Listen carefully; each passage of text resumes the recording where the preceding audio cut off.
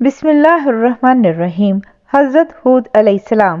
سرائل احقاف میں سفر کرنا تو دور کی بات، اس کے اندر قدم رکھنے کا بھی تصور نہیں کیا جا سکتا۔ احقاف نامی اس بھیانک وادی کو دیکھ کر یہ گمان بھی نہیں کیا جا سکتا یہ کسی زمانے میں دنیا کا سب سے زیادہ سرسبز و شاداب علاقہ تھا، جس میں دنیا کی سب سے زیادہ طاقتور، مالدار اور شاندار تمدن رکھنے والی قوم عاد آباد تھی۔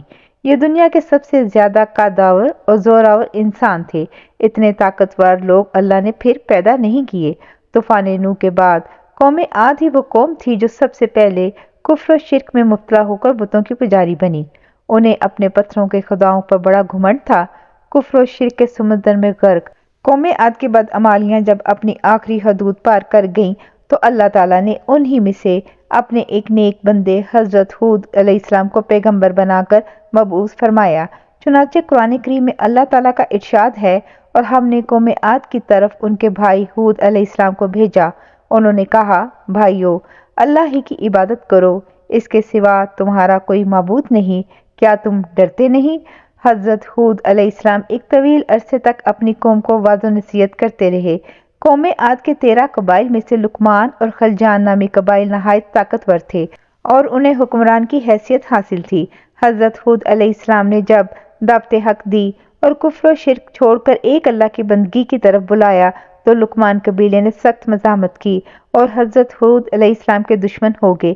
اس کے برعکس دوسرے قبیلے خلجان نے حضرت ہود کی باتوں پر غور و خوض کیا اور ان میں سے اکثر جلد ہی آپ کی دعوت کو قبول کر کے ایمان لے آئے۔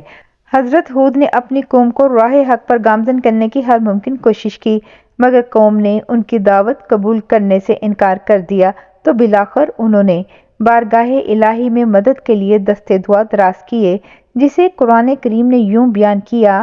نبی نے دعا کی کہ اے پروردگار، انہوں نے مجھے جھوٹا کہا ہے پر تو میری مدد فرما۔ سورۃ المومنون۔ اللہ نے اپنے نبی کی فریاد کے جواب میں فرمایا، اے نبی، یہ بہت جلد اپنے کیے پر پچھتانے لگیں گے۔ اللہ تعالیٰ نے اپنے نبی کی دعا قبول فرمائی اور قوم عاد پر عذاب کی ابتدا ہو گئی۔ بادلوں کے فرشتے کو حکم دیا کہ اب بارش نہ برسائی جائے، چشموں کے فرشتے کو حکم دیا کہ ان کے ٹھنڈے، میٹھے اور شفاف پانی سے لبریز چشموں اور آبشاروں کو خشک کر دو۔ چنانچہ دیکھتے ہی دیکھتے ان کے سرسبز و شاداب کھیتوں کھلیان سوکھنے لگے اور مویشی مرنے لگے، یہاں تک کہ لوگ پینے کے پانی تک کو ترسنے لگے۔ یہ سلسلہ مسلسل 3 سال تک جاری رہا۔ حضرت ہود علیہ السلام سے اپنی قوم کی یہ پریشانی دیکھی نہ جاتی تھی۔ آپ بہت افسردہ اور پریشان رہتے۔ پھر ایک دن انہوں نے اپنی قوم سے فرمایا، اے میری قوم کے لوگو، تم اپنے پالنے والے سے بخشش مانگو، اس کے آگے توبہ و استغفار کرو، وہ تم پر آسمان سے موسلادھار مینہ برسائے گا اور تمہاری طاقت و قوت میں اضافہ فرمائے گا، اور دیکھو گناہ گار بن کر روگردانی نہ کرو۔ سورۃ ہود۔ حضرت ہود کے لاکھ سمجھانے کے باوجود اس قوم پر کوئی اثر نہ ہوا، بلکہ نہایت ڈھٹائی کا مظاہرہ کرتے ہوئے کہنے لگے کہ ہم محض تیرے کہنے پر اپنے آباء و اجداد کے اور اپنے ان معبودوں کو کیوں چھوڑ دیں؟ قرآن کریم نے اسے یوں بیان کیا ہے، اے ہود، تم ہمارے پاس کوئی دلیل تو لائے نہیں، اور ہم صرف تمہارے کہنے سے نہ اپنے معبودوں کو چھوڑنے والے ہیں اور نہ تم پر ایمان لانے والے، بلکہ ہم تو یہ سمجھتے ہیں کہ ہمارے کسی معبود نے تمہیں آسیب زدہ دیوانہ کر دیا ہے۔ سورۃ ہود۔ عذاب الہی کے ابتدائی مراحل ہی میں خشک سالی نے قوم عاد کی حالت ابتر کر دی، چنانچہ ان کے سرداروں اور دانشوروں نے اس سے نجات پانے کے لیے مختلف تدابیر پر غور و خوض شروع کر دیا۔ یہ بات بڑی حیران کن ہے کہ پچھلی قوموں کو جب کبھی کوئی مشکل آ گھیرتی تو وہ اس سے نجات کے لیے حجاز مقدس کا سفر کرتے اور بیت اللہ شریف میں جا کر اللہ کے آگے آہوزاری کرتے، یعنی کافر قومیں بھی اس حقیقت کو تسلیم کرتی تھیں کہ اس ارض و سما میں ایک لافانی قوت موجود ہے، لیکن اس کے باوجود جب نبی اور رسول یہ بات کہتے تو ان کی عقل پر پردہ پڑ جاتا۔ قوم عاد کے سرداروں نے بھی یہی فیصلہ کیا کہ قوم کے سرکردہ افراد بیت اللہ شریف جا کر اندیکھے خدا کے سامنے فریاد کریں۔ چنانچہ مختلف قبائل کے سرداروں اور دیگر اہم افراد پر مشتمل 70 افراد کا ایک وفد حجاز مقدس روانہ ہوا۔ اس زمانے میں مکہ مکرمہ پر قوم عملی کی حکمرانی تھی، جس کا سردار معاویہ بن بکر تھا اور معاویہ کی والدہ قوم عاد سے تعلق رکھتی تھیں۔ ویسے بھی معاویہ بن بکر قوم عاد کی شان و شوکت سے بڑا مرعوب تھا، چنانچہ اس نے وفد کی بڑی خاطر مدارت کی اور اسے بڑے عزت و احترام سے اپنے یہاں ٹھہرایا۔ تبری کی روایت ہے کہ اس وفد میں 2 افراد مرشد بن سعد اور لقمان بن لکیم صاحب ایمان اور حضرت ہود علیہ السلام کے پیروکار تھے۔ غالباً ان کا تعلق قبیلہ خلجان سے ہوگا۔ ان دونوں کے علاوہ باقی سب کافر اور بت پرست تھے۔ معاویہ نے ان کے اعزاز میں رقص و سرور کی محافل کا اہتمام کیا اور تقریباً 1 ماہ تک یہ لوگ اپنے آنے کا مقصد فراموش کر کے عیش و عشرت اور شراب و شباب کی محافل میں مدہوش رہے۔ جب ان کا قیام طویل ہو گیا تو معاویہ بن بکر کو ان کے واپس جانے کی فکر لاحق ہوئی۔ کافی سوچ بچار کے بعد اس نے ناچنے گانے والیوں کے ذریعے چند اشعار کی صورت میں انہیں ان کے آنے کے مقصد کی یاد دہانی کروائی، جس پر وفد کو ہوش آیا۔ وفد بیت اللہ شریف کیا اور بارش کی دعائیں مانگنی شروع کر دیں۔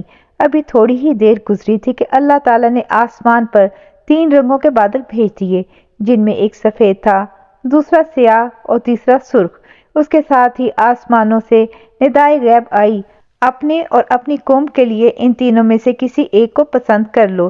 چنانچہ وفد نے سوچ بچار کے بعد سیاہ بادل کو اپنے لیے پسند کر لیا، جس کے ساتھ ہی سرخ اور سفید ٹکڑے آسمان سے غائب ہو گئے اور ابر سیاہ آہستہ آہستہ آسمان پر چھانے لگا۔ وہ لوگ اپنی دعا کی قبولیت پر بڑے خوش تھے اور سمجھتے تھے کہ اب خشک سالی ختم ہو جائے گی۔ چنانچہ پوری قوم نے خوشیاں منانی شروع کر دیں، لیکن حضرت ہود سمجھ گئے تھے کہ یہ عذاب الہی ہے، لہٰذا انہوں نے ایک بار پھر اپنی قوم کو مخاطب کرتے ہوئے فرمایا، اے میری قوم، یہ اللہ کا عذاب ہے جو تم پر نازل ہوا چاہتا ہے۔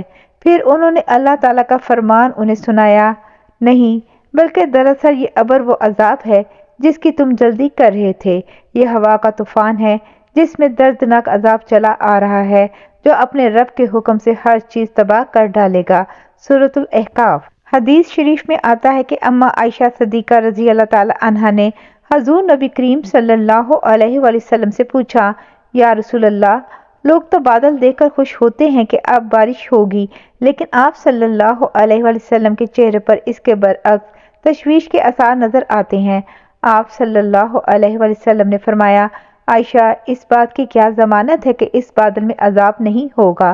جبکہ ایک قوم ہوا کے عذاب سے ہلاک کر دی گئی، اس قوم نے بھی بادل دیکھ کر کہا تھا کہ یہ بادل ہے جو ہم پر بارش برسائے گا۔ حضرت عائشہ رضی اللہ تعالی عنہا فرماتی ہیں کہ جب تیز ہوا چلتی تو نبی کریم صلی اللہ علیہ وآلہ وسلم یہ دعا مانگتے، اے اللہ، میں تجھ سے اس کی خیر کا طالب ہوں اور جو اس میں ہے اس کی خیر کا، اور جو تو نے اس میں شر رکھا ہے تو اس سے اور اس کے شر سے میں آپ کی پناہ مانگتا ہوں۔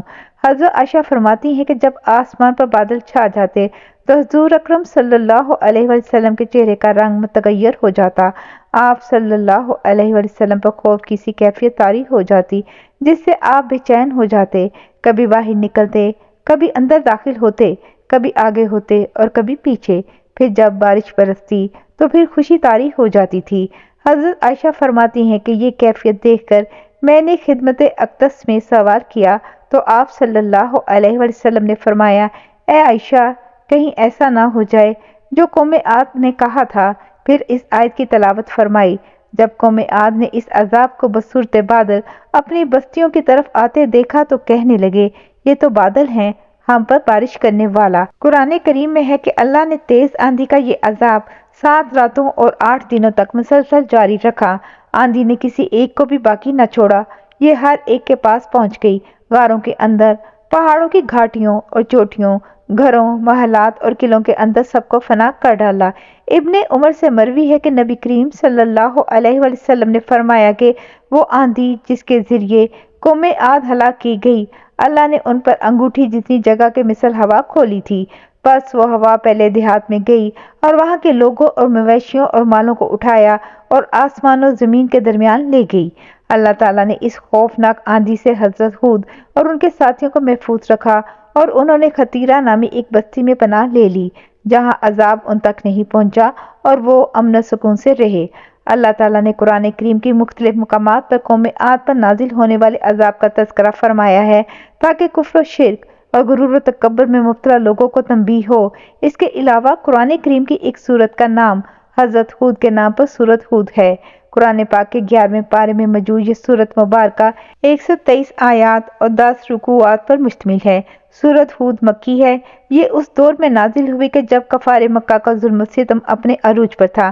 چنانچہ سورت ہود میں ان پچھلی قوموں کا تذکرہ ہے جو اللہ کے نبیوں اور رسولوں کی تکذیب کر کے قہر الہی کا نشانہ بنی اور تاریخ کے صفحات پر ہمیشہ کے لیے عبرت کا نمونہ بن گئی۔ سورت ہود میں 7 پیغمبروں کے قصص و واقعات درج ہیں، لیکن اس سورت کو حضرت ہود کے نام سے منسوب کرنے سے معلوم ہوتا ہے کہ حضرت ہود کے قصے اور قوم عاد پر نازل ہونے والے عذاب کو خاص اہمیت حاصل ہے۔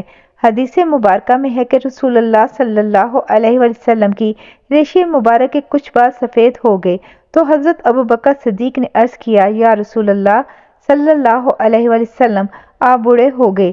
تو آپ صلی اللہ علیہ وسلم نے فرمایا کہ ہاں، مجھے سورت ہود نے بوڑھا کر دیا۔ علامہ طبری کی بعض روایتوں میں ہے کہ حضرت ہود کی عمر 150 سال تھی۔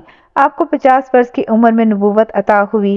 50 برس تک قوم کو واعظ و نصیحت کرتے رہے۔ قوم کی ہلاکت کے بعد مزید 50 برس تک زندہ رہے اور اہل ایمان کو واعظ و درس فرماتے رہے۔ تاریخی کتب سے پتہ چلتا ہے کہ حضرت ہود کا مزار حضر موت کے ایک مقام پر ہے جہاں عرب کے مختلف حصوں سے ہزاروں کی تعداد میں لوگ جمع ہوتے ہیں، اگرچہ یہ قبر تاریخی طور پر ثابت نہیں ہے۔ واللہ اعلم۔ جزاک اللہ خیر۔